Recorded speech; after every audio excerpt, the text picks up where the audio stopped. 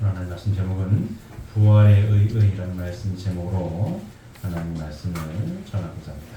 오늘 말씀 제목이 뭐라고요? 부활의 의의입니다. 부활의 의의. 아버님께서 밝히신 이 원리강론 가운데에 보이지 않는 세계에 대한 법도를 밝힌 내용이 부활론이에요. 부활론. 자, 기독교를 뭐라고 표현하죠? 오늘 말씀 제목을 빌리면 네, 부활의 종교는 부활의 종교. 왜 부활의 종교라고 기독교를 표현하죠? 왜? 기독교의 시작점이 어떻게 되죠? 맞습니다. 기독교의 시작은 예수님께서 메시아로 오셔서 십자가에 못 박혀 돌아가신 후 3일 만에 부활하신 것을 기점으로 해서 기독교가 쫙 시작이 돼요. 맞습니까? 네. 그전에는 예수님이 메시아로 오셔서 하나님 복음의 말씀을 전파할 때에는 좀 쉬운 말로 실패했거든요. 실패했습니다. 왜? 왜 실패했어요? 결과적으로 믿는 사람이 없었어요. 왜? 로마가 박해를 하니까. 수제자라고 얘기했던 베드로도 배신을 해요, 안 해요? 배신하거든요. 그러니까 십자가에 못 박혀 돌아가실 때까지 누구만 인정을 해요? 오른쪽에 있는 강도만 인정을 해요. 수제자로 유명했던 베드로도 배신을 해요. 3번 배신합니다. 배신을 해요. 그러니까 지상에서는 십자가에 못 박혀 돌아가시기 때까지는 실패했죠. 맞습니까? 실패한 거예요. 냉정하게 실패한 겁니다. 근데 십자가에 못 박혀서 돌아가신 후 3일 만에 죽은 자 가운데 다시 살아났잖아요. 흩어졌던 12제자를 모으고 성경 보면 신기하니까 막 못 박힌 데 만져보잖아요. 이렇게 진짜인가? 진짜네? 그리고 기독교가 시작이 됩니다. 그래서 기독교를 뭐라고 표현한다고요? 부활의 종교라고 표현합니다. 왜? 예수님이 부활하신 토대로부터 시작이 됐으니까. 그래서 기독교의 기본 신앙 고백은 예수님의 십자가 보혈로 구원을 받는다라고 믿고 또 뭘 믿어요? 예수님의 부활을 믿어요. 죽은 자 가운데 살아나신 예수님을 믿어요. 그리고 또 뭘 믿어요? 이와 같은 메시아 예수님을 믿으면 내가 죽어도 어떻게 해요? 예수님이 다시 구름 타고 오실 때에 다시 살아난다는 거 아니에요. 살아난다는 거 아니에요. 이걸 믿어요. 이 신앙 고백입니다. 기독교인들 기본적인 신앙 고백이 여기서 시작을 해요. 십자가의 부활, 예수님의 부활을 믿고 나도 예수님을 믿으면 죽었는데 다시 살아난다, 안 살아난다? 살아난다. 이 기독교의 기본 신앙 고백입니다. 근데 오늘날의 이 옛날에는 2000년 전에는 이게 맞아요. 믿었겠지만 그걸 믿었으니까 로마 시대에 선교를 하다가 사자밥이 돼도 간 거 아니에요. 왜? 죽지만 내가 다시 어떻게 돼요? 살아날 걸 믿으니까. 그 기독교 선교 시작된 거거든요. 근데 오늘날 과학이 눈부시게 발전해가지고 이 성경 말씀을 믿을 수 있냐 이거죠. 의구심을 이제 제기하는 이 과연 이 부활론이 아니 부활이 맞냐 이거죠. 제가 유신고등에 나왔다고 말씀드렸죠. 그 미션 스쿨이에요. 입학식도 교회에서 하고 졸업도 교회에서 합니다. 왜 산상교회는 교회가 커요. 입학식도 하고 졸업식도 해요. 그 교목이 있습니다. 수업 시간에 책풀 있어요. 책풀. 성경 시험도 봐요. 시험도 봅니다. 거기서 제가 고등학교 2학년 때 토론이 벌어졌어요. 토론이 벌어진 거예요.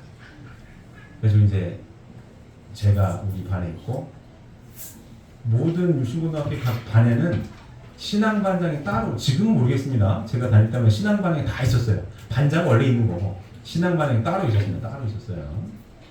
각 반의 신앙반장들이 우리 반에 왔어요. 저랑 이제 한 1대 다수의 토론이 벌어집니다. 벌어져가지고 얘기했었던 게 요 얘기도 했어요. 요 얘기. 자기들은 부활 믿는다. 그래서 제가 얘기한 거는 무덤 속에 있던 분들이야 뭐 일어날 수 있다고 치자. 뭐 뼈랑 다 있으니까. 근데 전쟁이 나가지고 폭탄이 터져가지고 이게 터져버렸는데 다시 붙냐? 내가 이렇게 물었어요. 다시 붙어? 물에 빠져 죽었어요. 쉬운 말로 물고기 밥이 됐는데 다시 붙어? 믿는다 이거예요. 붙어. 자기 믿는데. 근데 믿어요. 믿습니다. 믿습니다. 근데 과연 이 부활이 다시 산다라고 하는 뜻인데 정말로 성경에 나와 있는 이 내용이 진짜 죽은 시체가 무덤에 갈라지고 다시 살아나느냐, 그 이야기를 재림주님께서 어떻게 설명하셨는지에 대해서 공부하는 시간을 가지려고 합니다. 자, 보시면 성서의 예언을 문자 그대로 받아들인다면 예수님이 재림하실 때에는 죽은 성도들의 육신이 다시 원상 그대로의 모습으로 살아나올 것으로 보아야 한다. 이것은 현대인의 이성으로는 도저히 납득할 수 없는 사실이기 때문에 우리들의 신앙생활에 커다란 혼란을 가져오게 된다. 그러므로 이 문제의 진정한 내용을 해명하는 것은 지극히 중요한 일이 아닐 수 없다. 이렇게 설명하고 있습니다. 자, 페이퍼 한 장 더 나눠드렸죠? 페이퍼 보시면 마태복음 27장 50절에서 54절, 그리고 이어서 데살로니가전서 4장 14절에서 17절까지 쭉 이어서 훈독하겠습니다. 같이 훈독하시겠습니다. 예수께서 다시 크게 소리 지르시고 영원히 떠나신다. 이에 성소 휘장 위로부터 아래까지 찢어져 돌이 되고 땅이 진동하며 바위가 터지고 무덤들이 열리며 자던 성도의 몸이 많이 일어나되 예수의 부활 후에 그들이 무덤에서 나와서 거룩한 성에 들어가 많은 사람에게 보이니라. 백부장과 및 함께 예수를 지키던 자들의 지진과 그 일어난 일들을 보고 심히 두려워하여 이르되 이는 진실로 하나님의 아들이었도다 하더라. 우리가 예수께서 죽으셨다가 다시 살아나심을 믿을진데 이와 같이 예수 안에서 자는 자들도 하나님이 그와 함께 데리고 오시니라. 우리가 주의 말씀으로 너희에게 이것을 말하노니 주께서 강림하실 때까지 우리 살아남아 있는 자도 자는 자보다 결코 앞서지 못하리라. 주께서 호령과 천사장의 소리와 하나님의 나팔 소리로 친히 하늘로부터 강림하시리니 그리스도 안에서 죽은 자들이 먼저 일어나고 그 후에 우리 살아남은 자들도 그들과 함께 구름 속으로 끌어올려 공중에서 주를 영접하게 하시리니 그리하여 우리가 항상 주와 함께 있으리라. 같이 운동하셨죠? 이 내용을 믿는다는 얘기입니다. 예수님께서 재림하실 때 어떻게 된다고 했어요? 예수님 안에 죽은 자들이 먼저 일어난다는 거 아니에요. 무덤에 가서 먼저 일어나가지고 공중에서 예수님을 영접한다는 거 아닙니까? 이걸 믿어요. 이게 기독교 기본 신앙에 대한 신앙 고백입니다. 근데 이 내용을 현대인의 이성으로는 도저히 납득할 수 없는 사실이기 때문에 우리들의 신앙생활에 커다란 혼란을 가져오게 된다는 얘기예요. 그러므로 이 문제의 진정한 내용을 해명하는 것은 지극히 중요한 일이 아닐 수 없다. 오늘 이 내용에 대해서 공부하려고 합니다. 자, 보시면 부활, 이 뜻이 뭐예요? 다시 산다는 뜻이에요. 다시 산다. 부활은 다시 산다는 뜻이다. 다시 살아야 하는 것은 죽었기 때문이다. 그러므로 부활의 의의를 알기 위하여는 먼저 죽음과 삶에 대한 성서적인 개념을 분명히 알아야 한다. 맞습니까? 다시 산다는 뜻인데 다시 산다는 뜻은 죽었으니까 다시 산다는 뜻이잖아요. 그럼 과연 이 삶과 죽음에 대한 성서적인 개념이 과연 무엇일 것이냐에 대해서 알아보려고 합니다. 자, 보시면 죽음과 삶에 대한 성서적인 개념을 보면 누가복음 9장 60절의 기록을 보면 죽은 자는 죽은 자들로 하여금 장사하게 하라고 말씀하셨다. 이 예수님의 말씀 가운데 죽음과 삶의 서로 뜻을 달리하는 두 가지 개념이 있는 것을 알 수 있다. 자, 누가복음 보실까요? 누가복음 9장 59절에서 60절까지 있는 내용 같이 운동하시겠습니다. 또 다른 사람에게 나를 따르라 하시니 그가 이르되 나로 먼저 가서 내 아버지를 장사하게 허락하옵소서. 이르시되 죽은 자들로 자기의 죽은 자들을 장사하게 하고 너는 가서 하나님의 나라를 전파라 하시고, 이렇게 말씀입니다. 이 내용이 뭐냐면 예수님의 제자 가운데 한 사람이 아버지가 돌아가셨어요. 그래서 예수님한테 얘기하는 거예요. 아버지 장사를 치르고 올게요 라고 얘기했더니 예수님의 답변이 이거예요. 죽은 자들로 자기의 죽은 자들을 장사하게 하고 너는 가서 하나님의 나라를 전파하라 하시고. 여기서 죽은 자가 두 가지가 나오죠. 죽은 자들로 자기의 죽은 자들을 장사하게 하고, 앞에 죽은 자들과 뒤에 죽은 자들은 같은 의미가 아니라고 하는 것을 알 수 있습니다. 죽은 자들이 하나의 죽은 자는 제자의 아버지 죽은 자고, 그 제자의 아버지를 장사하려고 모인 사람들도 예수님이 뭐라고 표현했어요? 죽은 자라 이거예요. 죽은 자는 죽은 자들로 장사를 하게 하고, 너는 누구예요? 예수님 제자. 여기서 너는 누구? 예수님 제자는 죽은 사람이 아니에요? 너는 죽은 사람이 아닌 산 자인 너는 뭐라고 하는 거예요? 가서 하나님의 나라를 전파하라. 여기 예수님이 답변했어요. 자, 한번 보시면 여기서 보면 죽음과 삶에 대한 성서적인 이제 개념에서 보면 첫째는 장사를 치러야 할 제자의 부친과 같이 육신의 목숨이 끊어지는 죽음이다. 이것에 대한 삶은 그 육신이 생리적인 기능을 유지하고 있는 상태를 의미한다. 맞습니까? 예수님 제자의 부친처럼 장사를 치러야 할 제자의 부친과 같이 육신의 목숨이 끊어지는 죽음, 이것에 대한 삶은 뭐예요? 육신이 생리적인 기능을 유지하고 있는 상태를 의미하는 거고, 둘째는 장사하기 위하여 모여서 활동하고 있는 사람들을 지적하여 말하는 죽음이다. 이 죽음은 하나님의 사랑의 품을 떠나서 사탄 주관권 내에 떨어진 것을 의미한다. 이것에 대한 삶의 뜻은 하나님의 사랑의 주관권 내에서 그의 뜻대로 활동하고 있는 상태를 말한다. 맞습니까?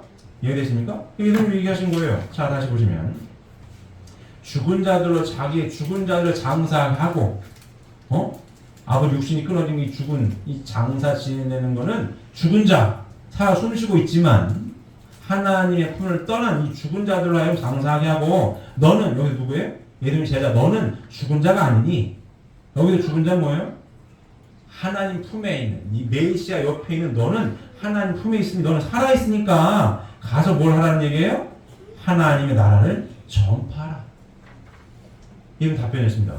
이 성서에 두 가지 죽음에 대한 개념이 나와요. 자, 한번 보시면 그 육신이 활동하고 있다 하더라도 하나님의 주관권을 벗어나서 사탄의 주관권 내에 머물러 있으면 그는 창조본의 가치 기준으로 보아 죽은 자가 아닐 수 없다. 계시록 3장 1절에 비신앙적인 사대교회의 신도들에게 내가 살았다 하는 이름을 가졌으나 죽은 자로다 라고 하는 말씀을 봐도 알 수 있다. 계시록 다시 볼까요? 3장 1절 보시겠습니다. 같이 읽어가시겠습니다. 사대교회의 사자에게 편지하라. 하나님의 일곱 영과 일곱 별을 가지신 이가 이르시되 내가 내 행위를 아노니 내가 살았다는 이름을 가졌으나 죽은 자다. 이해되십니까? 그 얘기예요. 살아 숨쉬고 있는 자들에게 뭐라고 했어요? 네가 살았다는 이름을 가졌으나 너는 뭐예요? 죽은 자다 이거예요. 왜 죽은 자예요? 육신이 활동하고 있다 하더라도 하나님의 주관권을 벗어나서 사탄의 주관권 내에 머물러 있으면 그는 창조본의 가치 기준으로 보아 죽은 자가 아닐 수 없다 이거예요. 사대교회 얘기하는 거예요. 사대교회 신도들에게 얘기하는 거예요. 보시면 사대교회의 사자에게 편지하라. 하나님 일곱 영과 일곱 별을 가지신 이가 이르시되 내가 너의 행위를 아노니 너가 살았다 하는 이름은 가졌으나 죽은 자다. 너가 누구예요? 어떤 사람이에요? 육신이 활동하고 있다 하더라도 내가 네 행위를 알아. 어떤 행위를 하고 있어? 하나님의 주관권을 벗어나서 사탄의 주관권 내에 머물러 행동하고 있는 너의 행위를 알고 있으니 너는 살았다 하는 이름은 가졌으나 뭐예요? 죽은 자라 이거예요. 죽은 자. 이해되십니까? 이렇게 설명하고 있는 거고. 자, 다음 보시면 반면에 예수께서 요한복음 11장 25절에 나를 믿는 자는 죽어도 살겠고 라고 하신 것은 예수님을 믿고서 하나님의 주관권 내에 사는 사람을 그 육신이 흙으로 돌아가도 그 영인체는 여전히 하나님의 주관권 내에 있는 것이기 때문에 살아있는 사람이라는 말씀입니다. 자, 요한복음 11장 25절 같이 운동하실까요? 요한복음 11장 23절에서 26절까지 있는 내용 운동하시겠습니다. 예수께서 이르시되 내 오라비가 다시 살아나리라. 마르다가 이르되 마지막 날 부활 때는 다시 살아날 줄을 내가 아나이다. 예수께서 이르시되 나는 부활이요 생명이니 나를 믿는 자는 죽어도 살겠고 무릇 살아서 나를 믿는 자는 영원히 죽지 아니하리니 이것을 내가 믿느냐? 이렇게 설명하고 있습니다. 뭐라 말씀하세요? 나를 믿는 자는 뭐예요? 죽어도 살겠고 무릇 살아서 나를 믿는 자는 영원히 죽지 아니하리니 이것을 내가 믿느냐? 여기 죽는 거예요? 나를 믿는 자는 죽어도 살겠고 하신 것은 예수님을 믿고서 하나님 주관권 내에 사는 사람은 그 육신이 흙으로 돌아가도 영인체는 여전히 하나님의 주관권 내에 있는 것이기 때문에 살아있는 사람 뜻한다. 이해되십니까? 이거 설명하고 있습니다. 자, 한다 보시면. 자, 그럼 타락으로 인한 죽음 뭐냐 이거죠. 그러면 어느 것이 인간 시조의 타락으로 취된 죽음일 것인가? 하나님은 원래 인간이 타락되지 않았어도 노쇠하면 육신은 흙으로 돌아가도록 창조하셨다. 창조 원리에 의하면 육신은 노쇠하면 벗어버리고 그 영인체만이 무영세계에 가서 영원히 살게 되어 있다. 이렇게 설명하고 있습니다. 이해되십니까? 자, 여기 보실까요? 자, 하나님은 인간을 이중구조로 창조하셨어요. 인간 이렇게 어떻게? 보이지 않는 마음과 보이는 몸으로 이중구조로 창조하셨습니다. 맞습니까? 자, 사람을 이중구조로 해서 이중구조. 마음은 늙어요, 안 늙어요? 안 늙어요. 안 늙어. 마음 늙어, 안 늙어요? 안 늙어요. 뭐가 늙는 거예요? 육신이 늙는 거예요? 몸이 늙는 거예요? 몸이 늙는 거야. 자, 제가 저번에도 말씀드렸습니다. 연세가 드실수록, 나이를 먹을수록 무슨 얘기를 많이 해요? 무슨 얘기 많이 해요? 나때를 많이 해요. 나때는 말이야? 이랬어. 내가 왕년엔 말이야? 이랬어. 연세가 60, 70, 80이 넘어도 마음은 늙어 안 늙어요? 안 늙는다. 쌩쌩해, 쌩쌩해. 쌩쌩한데 거울 보면 늙었지. 거울 보면 죽은 이름이 자글자글해. 근데 마음은 늙어 안 늙어요? 안 늙어요. 안 늙어. 그래서 뭐예요? 권력을 잡으면 죽기가 싫은 거예요. 왜? 안 늙거든. 마음은 막 날아다닐 것 같아. 옛날처럼 막 밤을 꼴딱꼴딱 새도 잘할 것 같아. 근데 실상은 돼요, 안 돼요? 안 된다. 마음만 있다, 마음만 있다. 나이를 먹으면 그렇습니다. 그 젊은 학생들이 아우 저 꼰대 또 저래 이런 거야 합니다. 또 옛날 얘기야. 어르신이 될수록 자꾸 옛날 얘기를 해요. 왜? 옛날에 그립거든. 옛날에 그랬거든. 저도 그렇습니다. 저도 뭐에 많이 공감을 하냐면 드라마 있었어요. 1994. 응답하라 1994. 1994년. 1988년.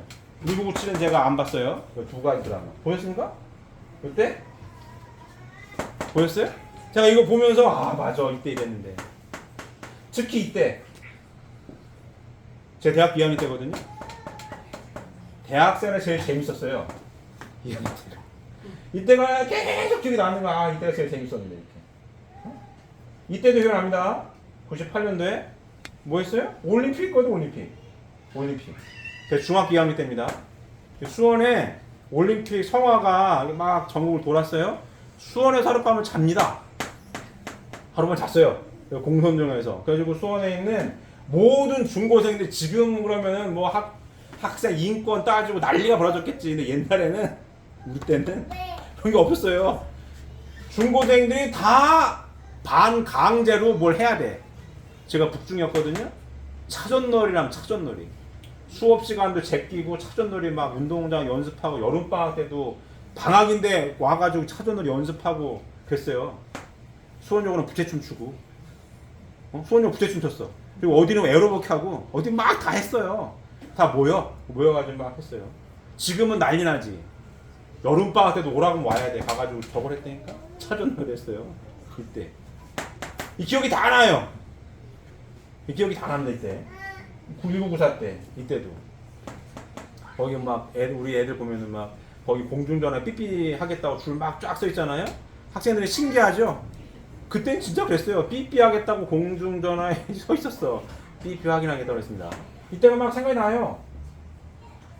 그때가 그리워. 아, 그때 좋았는데. 그렇습니다. 왜 그래요?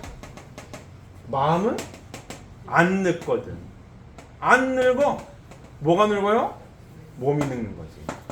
이때 그리운 거예요. 이때 이렇게 그리겠습니다. 그러니까 이렇게 이중구조를 창조를 했는데 마음이 늙질 않으니까 뭐예요? 나는 안 죽는다라는 사람이 가끔 나와요. 나는 가끔 안 죽어 이런 사람이 나와요. 안 죽을 것 같거든. 진시황이 뭘 찾으라고 시켜요? 불로초를 찾으라는 거야. 안 늙거든. 영원히 살 것 같거든. 왜? 얘는 영원성이 있으니까. 영원성이 있어요. 그냥 죽기가 싫어. 절대 권력을 잡았단 말이에요. 불로초를 찾아라. 근데 돼요 안 돼요? 안 돼요. 근데 가끔 나와. 안 죽는다고. 종교 지도자들 가운데에 계시를 잘못 본 사람들은 가끔 나옵니다. 안 죽는디야. 안 죽는데 얘가 안 늙으니까. 근데 안 죽는다라고 한 사람 치고 다 죽었습니다. 난 안 죽는데 근데 죽어 안 죽어요? 죽습니다. 왜? 물질로 되어 있는 하나님 창조가 그래요. 물질로 되어 있는 것 중에 영원성을 띠는 거 없습니다. 맞습니까? 왜? 그게 창조했어요. 그냥 잘못 계시를 받으면 안 죽는 사람이 가끔 나온다 이거. 나온다 이거. 왜? 인간을 이렇게 창조해서 이중구조로 이렇게 창조를 해서 그렇게 되어 있습니다. 그래서 육신은 늙어요. 육신은 늙으면 땅속으로 들어가야 돼요. 죽게 돼 있다고. 태어나는 순간 어디를 바라보고 가는 거예요? 죽음을 바라보고 가는 거예요. 정해지고 있습니다. 난 안 죽는다. 그거 없어요. 이 한참 때 있는 학생들한테 참 미안한 얘기지만 이거 뭐 사실인데 어떡해. 그렇습니다. 왜 그래요? 창조 원리에 의하면 육신은 노쇠함을 벗어버리고 그 영인체만이 무영세계에 가서 영원히 살게 됩니다. 그래서 영인체 마음을 안 늙어요.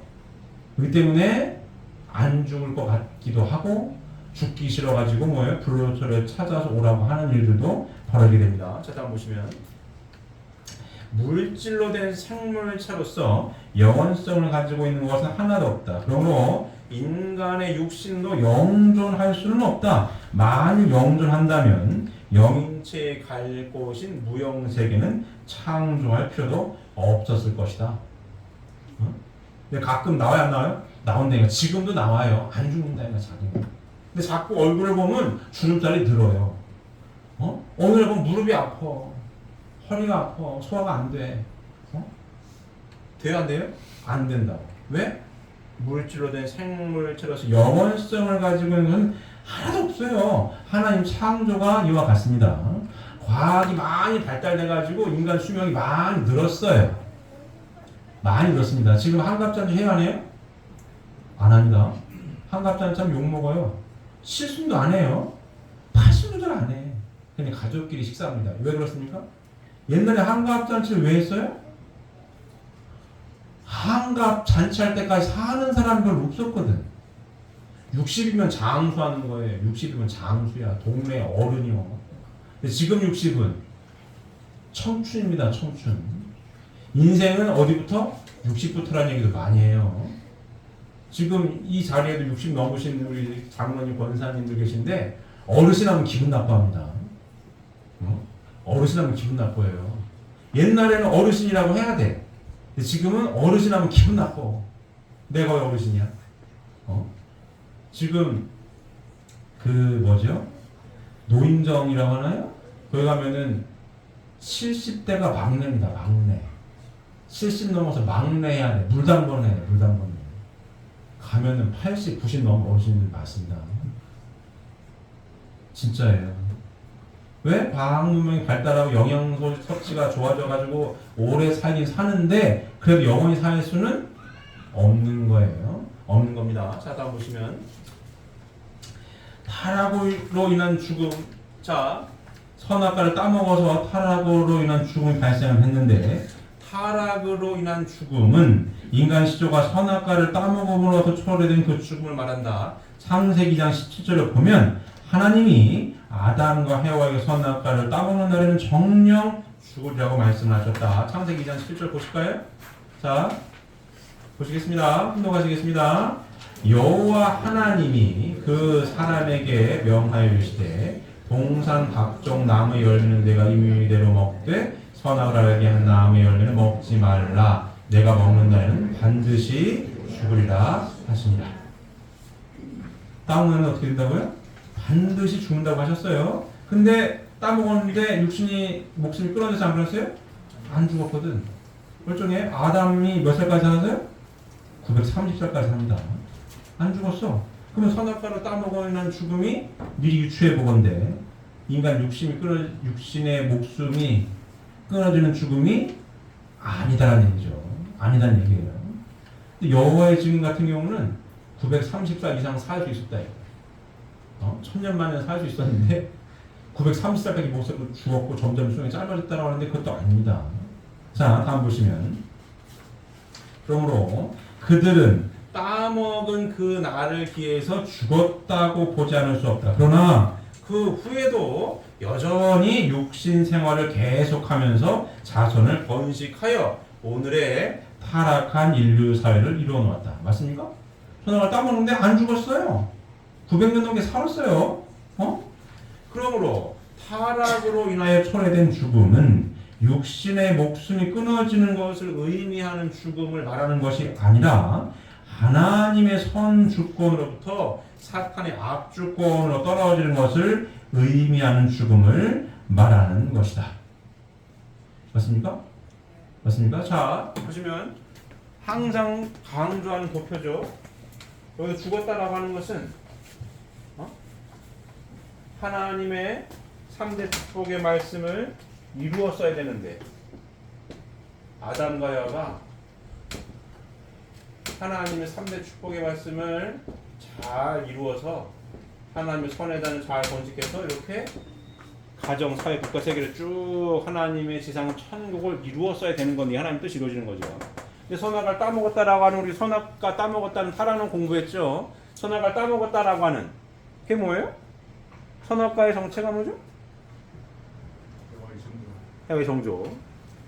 우리 장로님만이 지금 모험장이세요. 비가 와서 그런가 다들 이게 분위기가 조금 가라앉았어요. 자, 눈을 번쩍 뜨시고 자, 선악과 뭐였다고요? 해외 정조고 선악을 따먹었다라고 하는 건 뭐예요? 불륜한 뭐예요? 불륜한 사랑, 간음죄를 지고 타락한 거 아닙니까? 천사장과 함께. 자, 사탄이가 중심이 되어서 아담과 해와가 불륜한 사랑의 관계를 맺었어요. 이렇게. 그래서 뭐예요? 누가 태어나? 사탄을 닮은 아들, 딸들이 태어나서 예수님 뭐라 그래요? 이 독사의 새끼들아, 네 아비 마귀를 닮아서 너도 이 욕심을 행하고자 하는 얘기를 많이 해요. 독사의 새끼들 많이 얘기한다. 누구 닮아서? 네 애비를 닮아서. 이게 타락한 사회죠. 복귀선이 뭐라고요? 요렇게. 여기 복귀선입니다. 그럼 선악과를 따먹어서 죽었다라고 하는 거는 죽었으면 목숨이 끊어졌어야지. 근데 안 죽고 사탄의 혈통을 이은 아들, 딸, 마귀의 새끼를 독자의 새끼를 막 태웠단 말이에요. 육신이 끊어진 죽음은 아니었다는 얘기지. 선악과를 따먹고 죽는다라고 하는 건 육신이 목숨이 끊어지는 죽음은 아니었다는 얘기예요. 근데 왜 죽은 자라고 그래? 사대교회 사람들 보고 내가 너의 행위를 알아. 너의 행위를 알아. 너는 살았다는 이름을 가져나 숨을 쉬고 있는데 죽은 자야. 왜? 하나님 품을 떠나 있으니까. 선악과를 따먹어서 요 하나님 품 안에 하나님 뜻대로 살아야 산 자인데 선악과를 따먹으면 죽는다고 했잖아요. 근데 숨을 쉬고 있어. 뭐가 죽은 거예요? 하나님 품을 떠난 요 상태 자체가 하나님께서 보셨을 때에는 하나님 품을 떠났으니까 죽은 자가 된 겁니다. 이게 죽은 자죠. 선악과를 따먹어서 인한 죽음은 이 죽음을 뜻하게 되는 겁니다. 이해되십니까? 그럼 산자는 뭐예요? 이렇게 요 동네에 있는 사람이 산자죠. 그러니까 예수님 제자가 아버지 장례를 치르려고 간다라고 했을 때의 예수님 답변은 뭐예요? 죽은 자는 죽은 자들로 하여금 여기 숨이 끊어진 자는 이 동네에 사탄의 주관권 내에 있는 사람들로 하여금 장사를 치르게 하고 살아있는 자 너 왜? 메시아와 함께인 너는 하나님의 나라를 뭐해라? 전파해라. 예수님 답변이었던 거죠. 이해되십니까? 성경상에 나타난 삶과 죽음에 대한 개념에 대해서 지금 설명을 하고 있습니다. 다시 말씀드리면 타락으로 인하여 초래된 죽음은 뭐냐? 육신의 목숨이 끊어지는 것을 의미하는 죽음을 말하는 것이 아니라 하나님의 선주권으로부터 사탄의 악주권으로 떨어지는 것을 의미하는 죽음을 말하는 것이다. 요렇게 살았어야 되는데 타락해서 요렇게 사탄의 주관권에 떨어진 걸 가리켜서 죽은 자, 죽었다라고 표현을 하고 있다는 이야기입니다. 자, 다음 보시면 그럼 부활의 의의가 뭐냐? 그럼 과연 부활의 뜻은 뭐냐? 우리는 이제까지 인간이 목숨이 끊어져서 그 육신이 흙으로 돌아가는 것을 타락으로 인한 죽음인 것으로만 알고 있었다. 따라서 이러한 죽음으로부터 다시 살아나는 것을 성서가 의미하는 부활이라고 해석하여 왔기 때문에 부활은 흙으로 분해되었던 육신이 다시 원상태로 살아나는 것으로 이루어지리라고 믿고 있었습니다. 그러나 흙으로 분해되어 버린 육신이 다시 원상태로 부활할 수도 없으려니와 영계에 가서 영원히 살게 된 영인체가 다시 육신을 쓸 필요도 없는 것이다. 그러므로 부활은 인간이 타락으로 초래된 죽음, 즉 사탄 주관권 내에 떨어진 입장으로부터 복귀 섭리에 의하여 하나님의 직접 주관권 내로 복귀되어 나아가는 그 과정적인 현상을 의미하는 것이다. 따라서 죄를 회개하고 어제의 나보다 오늘의 내가 좀 더 선하게 되었다면 우리는 그만큼 부활한 것이 된다. 이해되십니까? 이게 부활이 뜻하는 의미예요. 다시 산다라고 하는 이 죽음, 육신의 목숨이 끊어진 죽음이 아니라 사탄의 주관권 내에 떨어진 죽음으로부터 다시 하나님의 선의 주관권으로 돌아오는 그 과정적인 현상을 가리켜서 뭐라고 했다? 부활이다. 부활했다라고 표현을 하고 있습니다. 다시 한번 천천히 보시면 부활은 인간이 타락으로 초래된 죽음, 즉 사탄 주관권 내에 떨어진 입장으로부터 복귀 섭리에 의하여 하나님의 직접 주관권 내로 복귀되어 나아가는 그 과정적인 현상을 의미하는 것이다. 따라서 죄를 회개하고 어제의 나보다 오늘의 내가 좀 더 선하게 되었다면 우리는 그만큼 부활한 것이 된다. 성서에서 부활에 관한 예를 들어보면 요한복음 5장 24절에 내 말을 듣고 또 나 보내신 이를 믿는 자는 영생을 얻었고 심판에 이르지 아니하나니 사망에서 생명으로 옮겼느니라고 한 기록이 있다. 이것은 예수님을 믿음으로 말미암아 사탄의 품속을 떠나 하나님의 사랑의 품으로 돌아가는 것이 곧 부활이라는 것을 의미하는 것이 된다. 자, 함께 하실까요? 요한복음 5장 24절 또 아래에 고린도전서 15장 22절까지 같이 훈독하도록 하겠습니다. 훈독하시겠습니다. 여호와 하나님이 그 사람에게 명하여 이르시되 동산 각종 나무의 열매는 내가 이르러 먹되 선악을 알는 나무의 열매는 먹지 말라 내가 먹는 자는 반드시 죽으리라 하시니라. 이 타락은 죽음이었습니다. 자, 요한복음 5장 24절을 보면 내가 진실로 진실로 너희에게 이르노니 내 말을 듣고 또 나 보내신 이를 믿는 자는 영생을 얻었고 심판에 이르지 아니하나니 사망에서 생명으로 옮겼느니라. 아담 안에서 모든 사람이 죽은 것 같이 그리스도 안에서 모든 사람이 삶을 얻으리라. 이게 설명했습니다.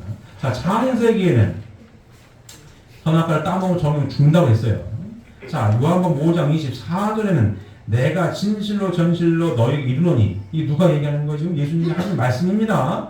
예수님 말, 내 말을 듣고 또 나 보내신 이를 믿는 자는 영생을 얻었고 심판에 이르지 아니하나니 사망에서 생명으로 옮겼느니라. 예수님 말씀을 믿고 예수님 믿는 자는 뭐예요? 사망에서 뭐예요? 생명으로 옮겼느니라. 아까 예수님 제자, 편한 제자 같은 사람이에요. 여기 죽은 자는 죽은 자로 장사하게 하고 살아있는 너. 왜 살아있어요? 예수님을 믿고 뭐예요? 예수님 말씀을 잘 따르는 너. 너는 살아있는 자니 뭐예요? 사망에서 생명으로 옮겼느니라. 이 설명을 하고 있는 거 고린도전서 15장 2절은 뭐예요? 아담 안에서 모든 사람이 죽은 것 같이 그리스도 안에서 모든 사람이 삶을 얻으리라. 이렇게 설명했습니다. 자, 아담 안에서 모든 사람이 죽었죠. 맞습니까? 하나님을 중심 삼고 3대 축복의 말씀을 이루었어야 되는데 아담이 뭐예요? 천사장 꼬임에 꼬셔서 뭐예요? 선악과를 따먹어버렸잖아요. 그래서 아담의 후손이 누굴 닮아 태어나요? 사탄을 닮아 태어나서 다 죽었어. 하나님의 품을 떠난 아들, 딸이 왕창 태어나니 다 죽었단 말이에요. 다 죽었어요. 맞습니까?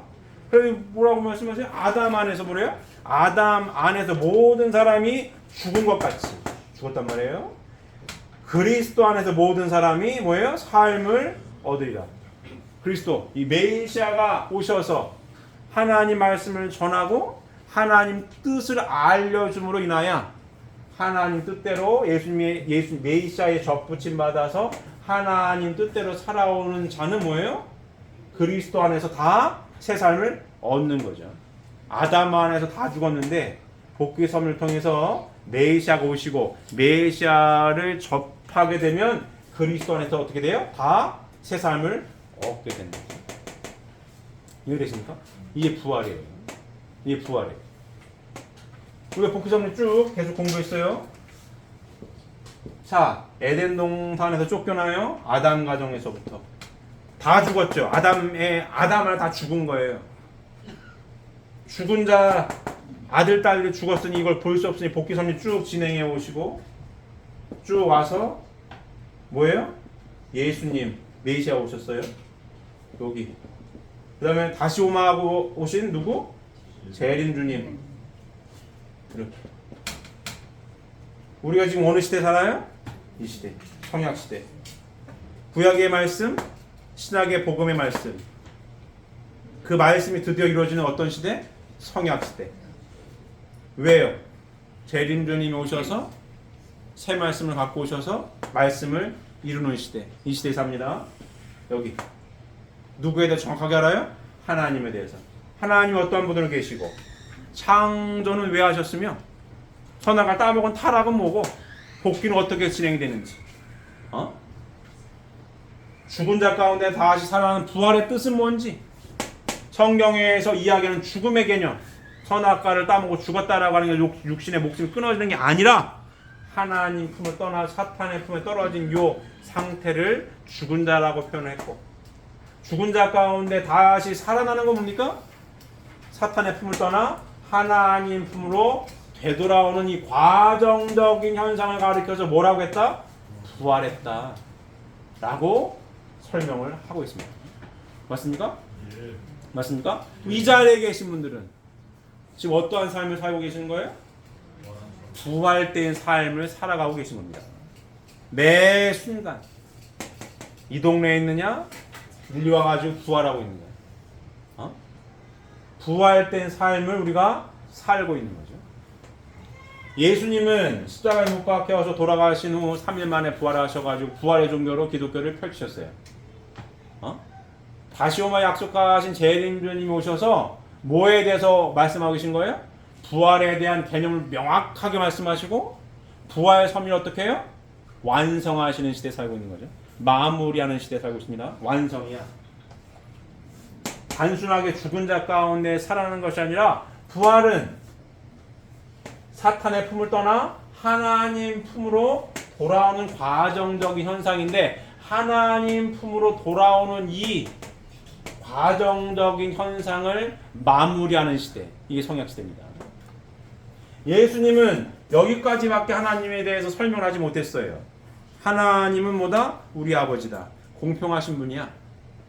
원수를 사랑해야 돼. 왜? 하나님의 절대 속성이 참 사랑이 하나님이니까. 근데 하나님 뜻대로 살아가는 것은 이렇게 살아가야 되는 건데 그래야 부활이란 완벽한 부활이 되는 건데 하지 못했어요. 죽은 자 가운데 살아나시긴 했어. 하지만 하나님 뜻대로 사후기대를 완성하고 3대 축복의 말씀을 이루어서 완벽한 부활을 완성해야 됐는데 못했단 말이에요. 그래가지고 다시 오실 수밖에 없었던 거예요. 다시 오마. 뭘 하려고? 오늘 말씀 제목을 빌리면 부활 섭리를 완성하려고 마무리하려고 다시 오신 분이 누구예요? 재림님이십니다. 그래서 완성 부활 선물 시대에 누가 살고 있어요? 우리가 살고 있는 거예요. 축복 가정들. 그럼 부활하려면 어떻게 해야 되는 거예요? 하나님 말씀을 잘 믿고 뭐 해야 돼요? 실천해야 되는 거죠. 어디서? 가정 안에서.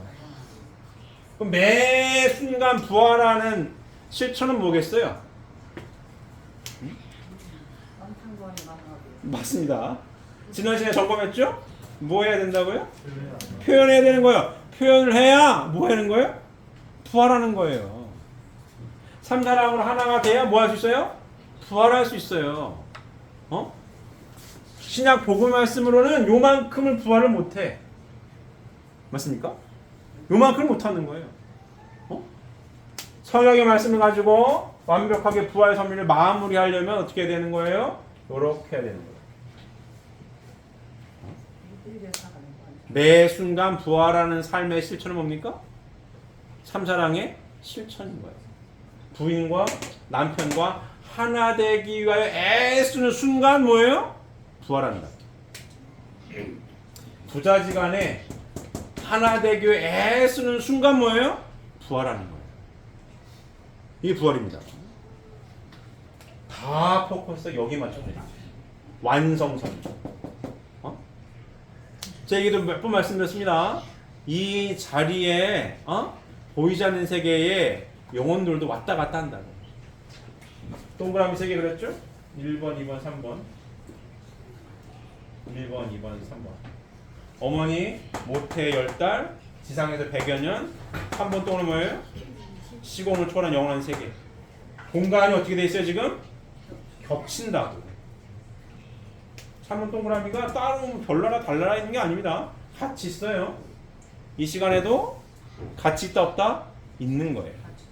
듣고 있어요 같이. 제발 좀 잘 들으세요. 졸지 마시고 제발 좀 잘 들으세요. 그리고는 왜 다음 시간에 얘기했지만 육신은 아니 영인체는 어떻게만 성장할 수 있다? 육신을 털어해서만 성장할 수 있다. 육신을 벗어버린 3번 동그라미에 있는 영혼들은 성장할 수 있다 없다? 없다. 스스로는 못해요. 왜? 육신을 벗어버렸기 때문에. 그래서 어디로 와야 돼요? 2번 동그라미 와야 된다고. 이게 개입하는 겁니다. 왔다 갔다 해야 돼. 그래서 인생이 내 맘대로 잘 안 돼요. 왜 안 돼요? 3번 동그라미가 자꾸 왔다 갔다 하니까 내 마음이 아닐 때도 많아요. 자, 마음과 몸이에요. 몸이 누구의 누구의 말을 들어요? 여기가 주체예요. 여기 움직이는 데는 따라가는 거지. 근데 여기가 영인체가 보이지 않는 세계랑 왔다 갔다 하는데 내가 말씀으로 명확하게 정립되어 있지 않으면 휘둘립니다. 내 마음이 아닐 때가 많은데 그걸 누가 몰라? 내가 몰라. 내가 몰라요 잘. 아리까리하거든. 우리가 신앙생활을 왜 한다고요? 행복하게 살려고. 인생이란 건 뭐예요? 내 인생을 행복하게 살 거야. 근데 내가 살아가는 인생인데 내가 이렇게 이중구조로 돼 있거든요. 얘를 자꾸 건드려. 누가요? 3번 동그라미 자꾸 건드려. 왜? 뭘 오늘 말씀 제목을 빌리면 왜 건드리는 거야 이거? 부활하려고. 간단한 얘기예요. 왜 건드려요? 부활하려고. 왜? 육신을 벗어가지고 나 혼자는 부활할 수가 없어. 성장이 안 돼. 그럼 육신을 쓰고 있는 누구한테 와야 되는 거예요? 후손한테 와야 되는 거거든요. 온다니까. 와요. 오면 난 어떻게 해야 되는 거예요? 말씀대로 깨닫고 실천하면 아주 간단한 논리로 실천하면 어떻게 돼요? 나한테 온 영인체가 부활해. 얼마나 간단해. 말로 설명하면 간단합니다. 이게 말로 설명하면 매우 간단한 얘기예요. 근데 현실에서 맞닥뜨렸을 때는 이걸 잘 몰라요. 아리까리하거든. 항상 그래서 긴장해야 됩니다. 긴장해. 우리가 왜 종족적 메시아입니까?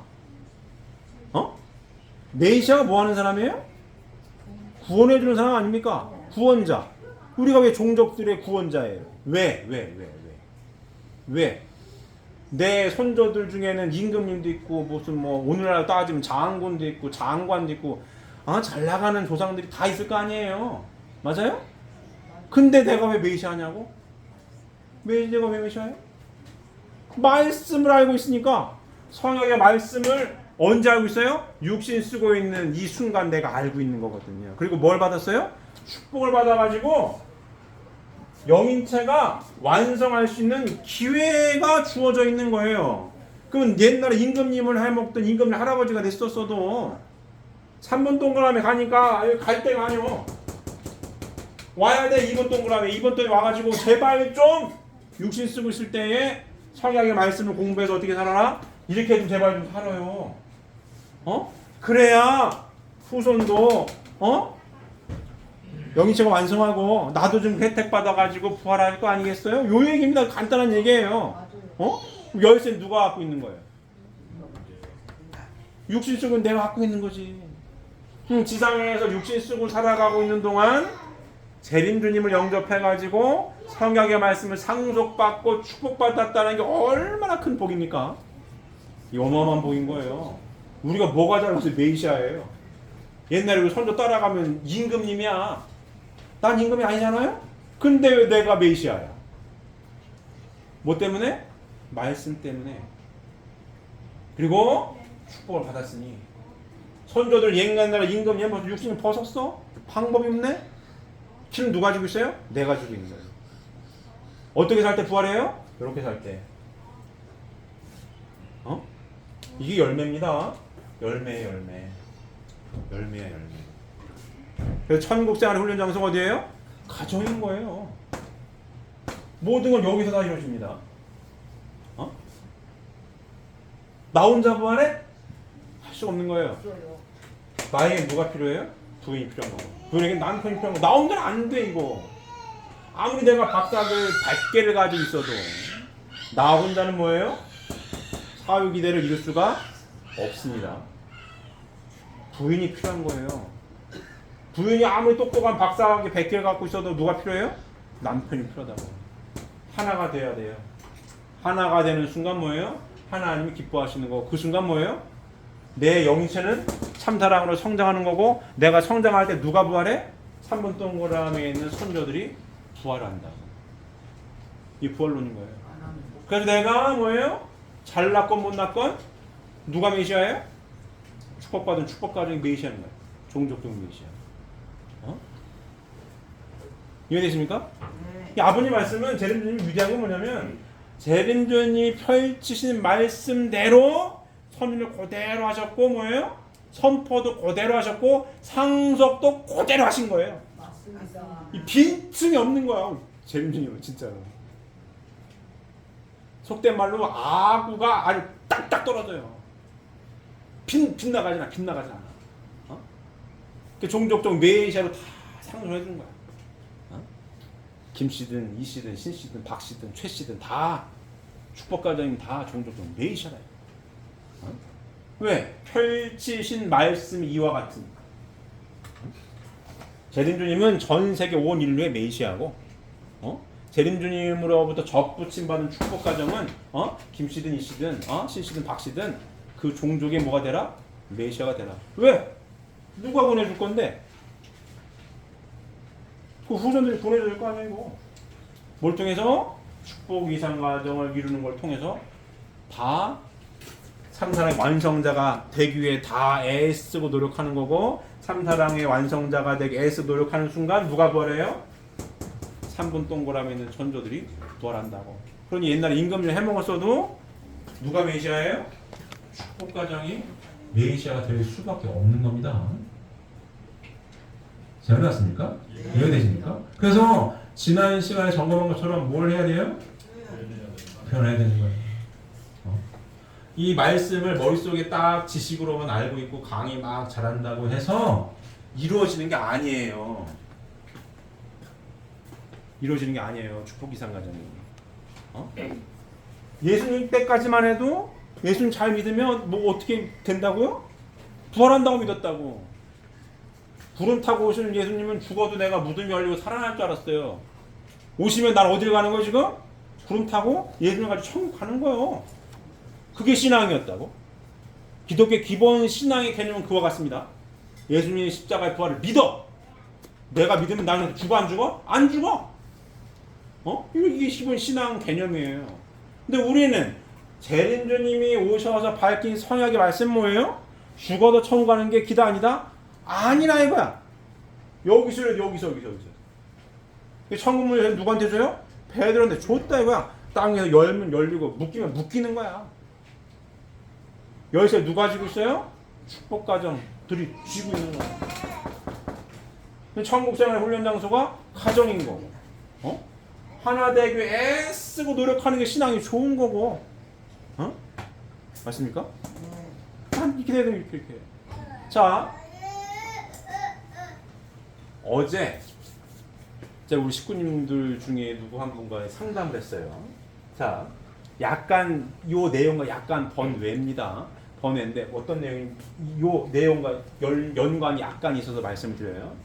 자, 우리가 신앙생활 하는 거는 요게 전부인데 이 말씀을 쭉 창조 원리부터 재림론까지 다 공부를 하면은 결론은 여기에요. 여기로 다 귀결되는 건데, 자, 우리 축복 가정들이 왜 진짜 돛 닦는 거라고 얘기를 하냐면 지상에서 이루어지는 거기 때문에 그렇습니다. 자, 쭉 말씀을 들으면 인간에게 뭐가 있다고요? 책임 분담이 누구나 다 있어요. 맞습니까? 책임 분담이 있는 거예요. 남편도 부인도 아들, 딸도 해야 할 책임 분담이 다 있습니다. 그리고 사람은 하나님의 형상대로 누굴 창조했어요?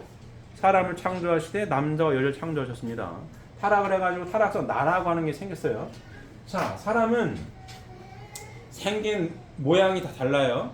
쌍둥이도 약간 다릅니다. 다 달라. 생김새도 다르고 특히 뭐가 달라요? 쉬운 말로 성격이 다 달라요. 맞습니까? 성격이 달라요. 쉬운 말로 이거 종교성을 떠나서 세상에서 이야기하는 게 성격이 달라. 이런 표현 쓰죠. 스타일이 나랑 안 맞아. 이런 표현 쓰죠. 코드가 나랑 안 맞아. 씁니까? 이런 표현 다 써요. 다르다야. 누구와 다르다? 나랑 달라. 이런 거거든요. 코드가 안 맞네. 스타일이 안 맞네. 성격이 안 맞네. 성향이 안 맞네. 다 달라요. 당연한 거죠. 달라. 다양하게 하나님 형상대로 다 창조하는 사람은 다 제약기. 자, 아버님 말씀이 천국에 가려면 뭘 통과해야 된다? 12진주문을 통과해야 되는데 12가지의 형을 잘 다 맞춰서 갈 수 있는 사람은 천국을 간다 이거야. 아버님 이런 말씀 많이 하셨어요? 성향이 다 달라요. 달라. 남자 여자는 기본 다르고 다르기 때문에 끌리는 것도 있는 거고 여성도 천차만별이고 남성도 천차만별입니다. 다 달라요. 자, 축복가정은 뭐냐? 하나님을 중심 삼고 하나가 되는 거거든요. 자, 남자 성향이 1, 2, 3, 4, 5야. 기본 성향이었습니다. 여자는 10번, 10, 11, 12, 13, 14, 15까지. 뭐 성향이야 이건 뭐. 옳고 그런 게 아니죠. 달라. 통하겠어요? 내 역량을 최대한 발휘해서 난 요 정도 스타일밖에 안 돼. 이거. 이렇게 표현을 할 수도 있고. MBTI 학생들 많이 알죠? 뭐 ENTJ든 뭐 INFT든 뭐 몇 가지가 있지 그게? 좌우지가 많아요. MBTI 많습니다. 그것도 이렇게 표현할 수 있어요. 뭐 여긴 ENTJ야, 여긴 ISTP야, 그런 거 많아요. 많아 이렇게 얘기해. 또 뭐로 표현할 수 있을까요? 사주도 많습니다. 사주도 경우가 겁나 많아요. 많아. 그래가지고 궁합 보면 얘랑 뭐가 맞니 안 맞니 막 따지고 MBTI 가지고도 뭐랑 뭐가 제일 잘 맞고 많아요. 그런 거 맞추는 거 맞습니까? 많다고 원래 다른 거거든. 요는 뭐냐? 요는 뭐냐? 이건 본인이 타고난 성향이고 내 성향은 성향이에요. 진리의 말씀을 가지고 어떻게 하나 되느냐가 관건입니다. 하나님의 이 진리의 말씀을 잘 받아들였으면 나의 타고난 꼴이라고 할까요? 타고난 모양이 요라 1, 2, 3, 4, 5로 타고났어도 내 부인이 6, 7, 8, 9, 10으로 태어났어도 그럼 중간이 없잖아요. 접점이 없잖아. 그러면 그럼에도 불구하고 하나님을 중심으로 어떻게 해야 되는 거예요? 내가 1, 2, 3, 4, 5의 성향이면 뭐예요? 내 부인이 10, 11, 12, 13, 15까지라고 하면 이 말씀을 공유하잖아요. 세상에서는 안 맞다고 헤어집니다. 내 스타일이 아니라고 만나지도 않아요. 연애도 안 해. 만났다고 헤어져요. 안 맞으니까. 축복까지는 어때요? 나라가 달라도 만나 지금. 한국, 일본 많이 만났잖아요. 나라가 달라도 만나. 왜 만났습니까?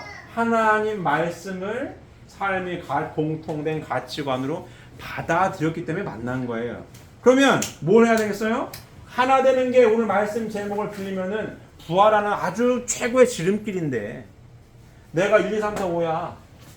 타고난 게 여기는 10번부터 15분까지야. 중간이 없어. 안 맞아 죽겠어. 뭐 어떻게 해야 되겠어요? 말씀을 공유했으면 노력을 해서 1, 2, 3, 4, 5지만 뭐예요? 6, 7, 8, 9까지 늘리려고 애쓰고 노력을 해야 되는 게 이 신앙인 거예요. 이게 신앙인 거야 이게. 그러면 10번부터 15분까지는 어떻게 해야 되는 거예요? 9, 8, 7, 6으로 내려오려고 하는 게 이게 신앙인 거예요. 이게 신앙인 거야 이거. 그래야 만나지. 이렇게 접점이 있어. 이렇게 만날 거 아니야. 이렇게. 이게 신앙입니다. 이게 신앙인 거야. 아우 나는야. 아우 나랑은 내가 한 최선역이야. 그건 내가 한 거지 내가 한 거지 내가. 이거는 나의 오양이 이렇으면 요 정도까지인 거지. 진리 말씀을 공유했으면 뭐예요? 넓히려고 노력을 해야 되는 거지.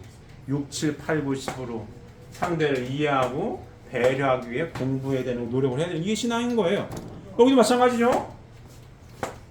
9, 8, 7, 6으로 노력해야 되는 거예요. 이게 신앙인 거 이게. 다른 게 신앙이 아니고 이게 신앙인 겁니다. 그래야 뭐예요? 부활할 수 있어요. 그래야 내 속사람이 완성할 수 있습니다. 이게 신앙인 거예요. 사주 보는 사람들도 얘기를 해요. 사주 보는 사람들도. 사주를 뭐로 봅니까? 이 얘기를 해. 사주 팔자대로 살 거면 뭐로 봐요? 보고 참고해서 내가 부족한 게 이거면 노력을 해서 극복을 하고 참고해서 조심조심하고 팔자를 좋게 가게 하려고 보는 거지. 팔자대로 살 것 같으면 뭐로 봅니까? 이런 얘기예요. 사주 이 동양 철학하고 우리 말씀하고 접점이 꽤 있습니다. 거기 뭐라고 하냐면 이거 이제 4개의 기둥 8글자의 사주 팔자예요. 완벽한 사주는 없다야. 완벽해지려면 몇 개가 필요하냐? 10개가 필요해. 10개가. 근데 누구나 8자밖에 없다 이거예요. 2개는 누구나 부족하다 이거야. 누구나 부족하면 뭐예요? 부족한 걸 채워야지. 그래야 팔자를 뭐예요? 극복할 수가 있다 이거야. 그 사주를 보는 거지. 팔자대로 살 것 같으면 뭐로 사주 팔자 봅니까? 이런 얘기를 해요. 근데 사주쟁이들은 뭐라고 해? 얘기를 해줘도 뭐대로 살더라? 팔자대로 살더라 이거야. 뭘 못 버려서 말씀을 빗대 뭐예요? 나를 비우지 못하니까 팔자대로 살더라 이거야. 내 스타일대로 그냥 이대로 살아. 팔자대로 살더라. 이 얘기나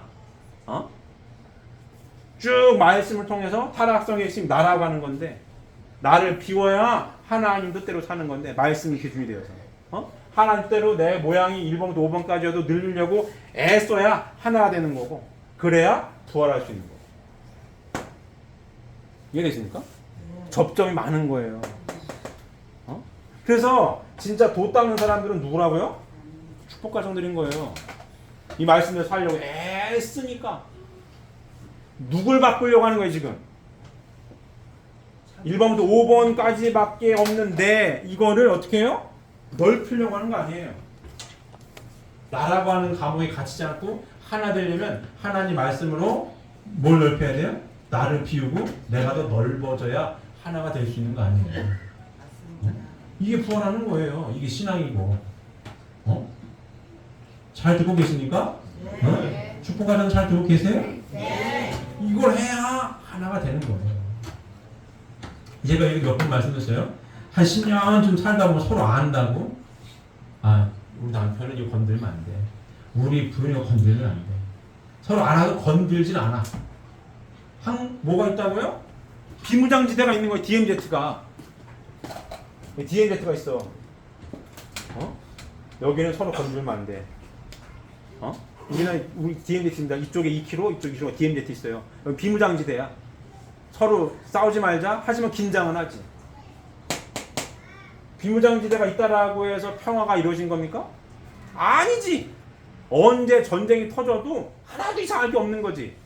비무장한 것 뿐이요. 축복가정이 이 비무장지대가 있으면 돼요, 안 돼요? 안 되는 거예요, 이거. 안 되는 거예요. 그래야 뭐예요?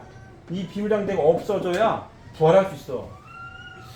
부활 섭리를 완성할 수 있어요. 이게 신앙입니다.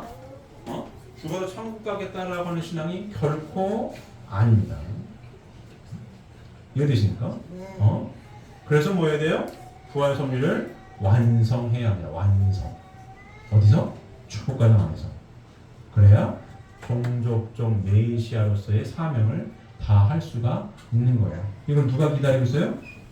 3번 동그라미에 있는 수많은 성도들이 눈 빠지게 기다리고 있는 거예요. 학수고대하고 있는 거예요. 학수고대하고 있습니다. 안테나가 잘 살아서 하나님 음성을 잘 듣고